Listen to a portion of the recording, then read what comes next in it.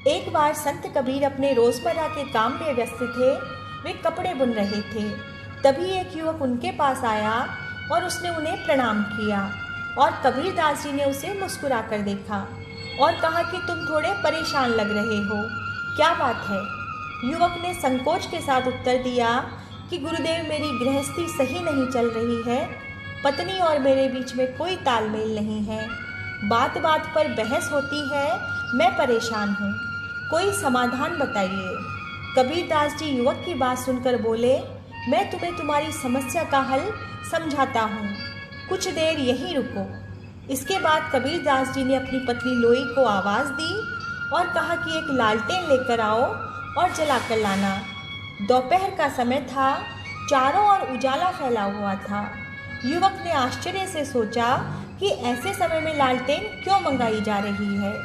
कुछ ही देर में कबीरदास जी की पत्नी बिना किसी प्रश्न के जलती हुई लालटेन लेकर आ गई और चुपचाप रखकर लौट गई।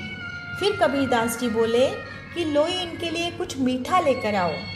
कबीरदास जी की पत्नी थाली में नमकीन ले आई और वहां रखकर चली गई। कबीरदास जी ने कुछ नहीं कहा। अब युवक से रहा नहीं गया और उसने पूछा कि गुरुदेव, ये सब क्या हो रहा है। आपने मीठा मंगवाया और आपकी पत्नी नमकीन ले आई, आपने कुछ नहीं कहा। आपने दोपहर में लालटेन मंगाई और आपकी पत्नी ने कुछ नहीं कहा। कबीरदास जी ने मुस्कुराकर जवाब दिया कि देखो, तुमने गौर किया कि मेरी पत्नी ने न तो लालटेन लाने पर बहस की और न ही मीठे की जगह नमकीन लाने पर कोई बहाना बनाया। मैंने लालटेन मंगाई जबकि वह समय उसका नहीं था, फिर भी वह उसे लेकर आ गई।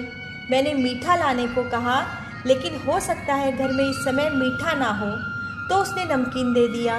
मैंने कोई सवाल नहीं उठाया और उसने भी कोई बहस नहीं की। गृहस्थ जीवन में यदि हर छोटी बात पर तर्क या बहस होने लगे तो रिश्ते टूटने में देर नहीं लगती। हर बात का तत्काल उत्तर देना ज़रूरी नहीं होता। कई बार चुप रह जाना, समझना और सोच समझकर प्रतिक्रिया देना ज़्यादा प्रभावी होता है। एक छोटी सी बहस भी अपना स्वरूप बढ़ाकर बड़े झगड़े का रूप ले सकती है। व्यर्थ बहस की जगह समझदारी के साथ संवाद को जीवन में जगह दे तो वैवाहिक जीवन सहज, सुखी और मधुर हो सकता है।